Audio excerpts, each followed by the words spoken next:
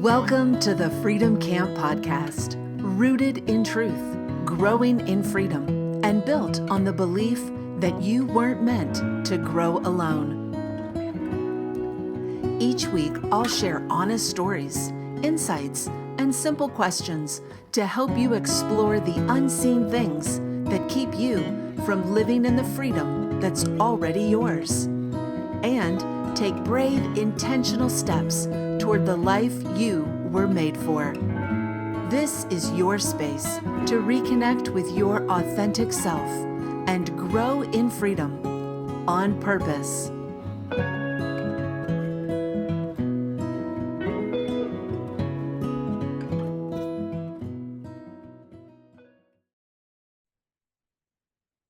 So a couple days ago, it was International Hobbit Day, which means that I was extra hobbity and I was thinking about Bilbo Baggins and how he rewrote his story.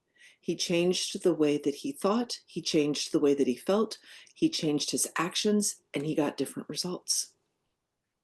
And it inspired me to do something similar in Freedom Camp. Looking ahead in the next 3 months, what was something that I felt a little uneasy about, or maybe I was nervous, maybe it was something that I was just straight up dreading. And pretty quickly, I came to the time change, which is the culmination of longer nights, more dark, less light, colder weather, more gloomy, all of this interference really with life, with schedules, with my workouts. And I have been diagnosed with SAD, seasonal affective disorder, from years and years and years ago. And there's this real weight that comes with this time of year for me, and I've learned about 11 million other people. So today on the Freedom Camp podcast, we are going to go through the process of rewriting our story. I'm going to share my rewriting of this sad story, sad seasonal affective disorder, time change story. And through that, you're going to learn a process that you can use to take any event or anything in your life and go through the same process and then rewrite your story. So I wanted to start off with a little bit about how I was feeling and how I was thinking when I started this. So the words that instantly came to mind were ominous, gloomy, constrained, sad, even frustrated. And so the first step is to think about, how do you currently feel and think about the thing? And then the second step is to look at, how do you want to think about the thing? So the way that I wanted to think and feel is connected, cozy, confident, and calm. So I also took, instead of the entirety of seasonal affective disorder, or all of the things that the time change can really impact, I took just my morning workout. And what I came up with was looking at, okay, if I want to feel cozy and connected and confident and calm, now what would I need to do to set myself up to have those thoughts and those feelings? And so when I started thinking that way, I remembered that I used to work out in the fall and the spring more outside on the deck. There's this little part of our deck that's kind of become our outdoor kitchen, which I love. But I really love this special little area because it faces the east. It looks out over the creek, and it looks out over the trees and the mountain that we live near. And because one of the challenges with me with the darkness is getting up in the dark, and so I thought, what if I wrapped Christmas lights around the railing? What if I brought a beeswax candle out with me? What if I faced the east and did a workout as the sun was rising up? And then I'm also getting another major benefit, which is being more connected with my circadian rhythm, with the land, and even with the seasons. So almost instantly, I'm actually looking forward to creating the space, first of all. Second of all, I'm already like Christmas lights equal cozy. The watching the sun comes up equals being connected with the season, with my circadian rhythm. Um, Now I'm feeling confident because I've got a plan in place, and then all of those lead to me feeling calm. And just like that, it was like, oh, now what else?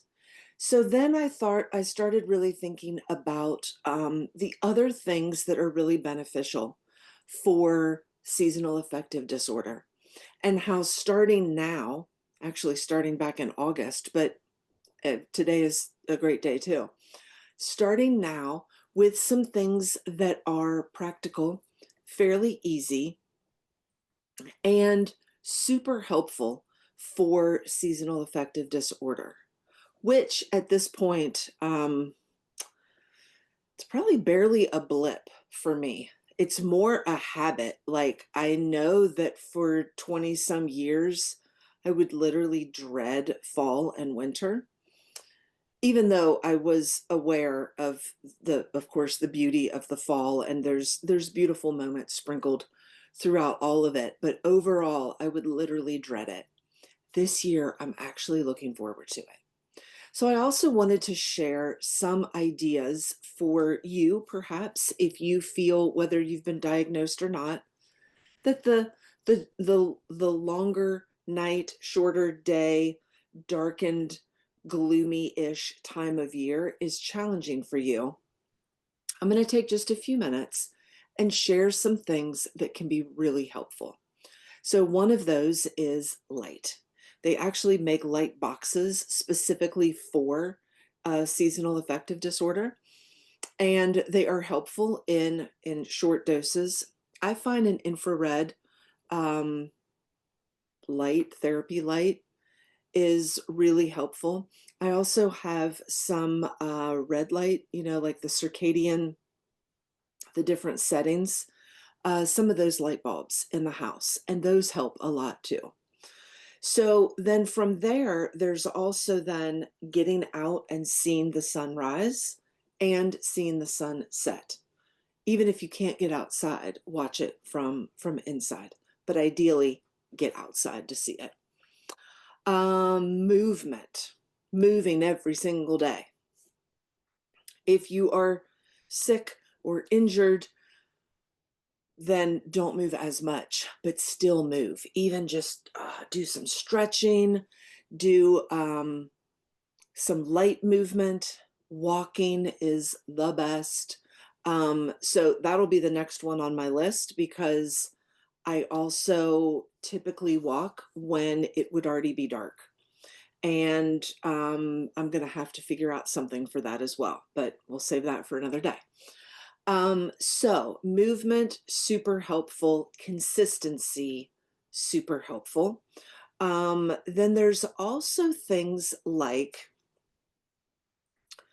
what's it called? Cold therapy, the cold plunge, all the cool popular kids do it. In the sense of, and there's this wonderful woman, oh, I'm blanking on her name right now. I'll link her in the show notes. She does shiver walks. And I'm actually planning to do these morning workouts through the winter. So if it is raining then I will most likely stay inside.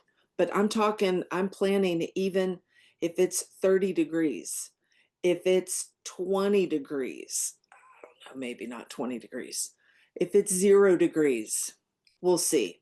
But ultimately, um, there is so much value in challenging your body to get stressed, to get uncomfortable. And through that process, first of all, you're building your resilience and your body's ability to ebb and flow and re-regulate itself. Second of all, you're showing yourself that you are capable of doing hard things, that you're capable of pushing yourself and getting out of your comfort zone. And getting out of your comfort zone is 100% what freedom is about. Um, Growing in freedom, I should say. So while I am planning to do this throughout, there is a really powerful thing that happens when you set your mind to do a thing. You change the way you dress, obviously, and you simply do it. I'm not running 20 miles. I will be generating body heat. The house is right there if I'm really, cold. But we also farm, and we do a little bit of plants, but mainly we raise pastured proteins, which means we're out twice a day doing chores, or 3 or 4 or 5 times a day, especially when it's really cold, because the water will freeze up in just a couple hours. So we're constantly going back out and making sure that the animals have water to drink. So in my world, in our family, we're outside every day, regardless of the weather anyway, and we just dress accordingly. So just wanted to make a plug for getting yourself out of your comfort zone. Then on the other side, get cozy. Total opposite. Get warm blankets, get twinkle lights, get a candle, plan for a movie night, plan for let's all sit around and read together, play board games, whatever your jam is, crochet, knit, whatever you're doing, do the thing and do it in a cozy way. Show yourself comfort. So by doing both, getting out of your comfort zone and getting extra cozy, you're showing your body and you're showing yourself that you can do hard things and you can really care for yourself as well. Connecting, staying connected, make intentional plans, make things ahead to look forward to. You want to stay in a place um, of eagerness, of anticipation, and you want to push yourself perhaps a bit there as well. Just a few more. Nutrition, so important always. Go fresh. Try and eat something fresh every day, at least one meal a day, if not all 3 meals a day. Try and eat seasonally. Eat the things that are in season. The nutrient density will be higher. They won't have traveled all the way from Peru or wherever. And you're also giving your body the things that it needs for that season. For example, in the winter, citrus is more prevalent. And it's making me wonder, well, it's not in season where I live. So maybe that's just a pile of poo. But the point I was going to make is that citrus typically has a lot of vitamin C, and vitamin C is really important for bolstering our immune system and a host of other things. So we'll have to do some Google research on that as I'm talking out loud and thinking. The other big one is to have fire cider, to have garlic oil, to have bone broth stock so that you can keep adding it to meals and bolstering the nutrient density that you're taking in. Faith and grounding. If it's a warmish day, get outside and get your feet on the ground. Get your body on the ground. Help your body to really get connected with the earth. Of course, get in the Word, pray, and reflect back on what you are reading and what does it mean. Write about it, journal about it, talk about it, get into a Bible study. All of these things are incredibly helpful. The winter is kind of like a coming in, a more um, introspective, reflective time oftentimes. And so it can be a great time to do that kind of work. And then lastly, although not the end of the list, stay creative. As a creative myself, I often feel much less creative when it's winter, when it's cold and dreary outside. And so I try to schedule time to be creative when I don't feel like it. And by pushing myself in that way, I'm showing myself again, I can do hard things. And I'm showing myself that I don't have to live by my feelings. I don't have to be inspired to create something cool. I can simply decide from whatever 2 to 3 o'clock, this is what I'm doing, and then do it. On the flip side, if you're down lower on the scale, and that's too much, get a coloring book. There are some of the coolest adult coloring books that will maybe have scripture. They will have different animals. They're adult is just in the sense of like much more detailed and a lot more, you can just really go wild versus a kid's like much more basic coloring book. Coloring can really brighten the mood, and it can really help to feel like you're still connected creatively when you're not actually feeling creative. So, as we wrap up, my encouragement is to, first of all, if you feel any sad stuff, start now. Grab a rhythm, grab a nourishing habit, grab 1 or 3 or 5 of these things.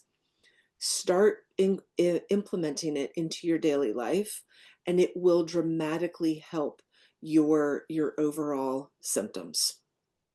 Second encouragement, look ahead in the next 3 months and think about maybe there's a holiday coming up. Maybe there's a relative that you're likely going to see that you're nervous about how that interaction's going to go.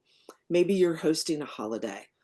Whatever it is, look at something coming up and think about what you think and feel about it now and how you want to think and feel about it.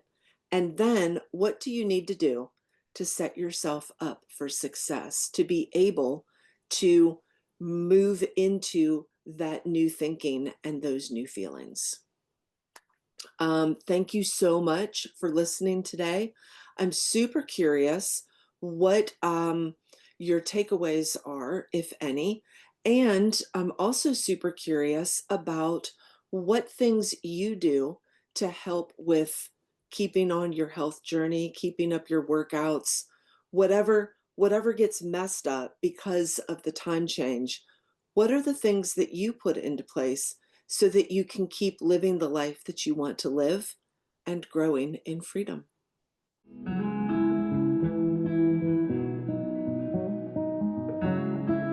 Thanks for listening to the Freedom Camp podcast, where we believe freedom is nurtured from within and grows when you tend to it.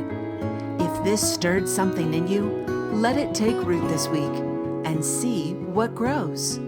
And if you enjoyed this or found it meaningful, please give the gift of a review, share it with a friend, and leave a comment below. It helps us build this podcast community because we weren't meant to grow alone.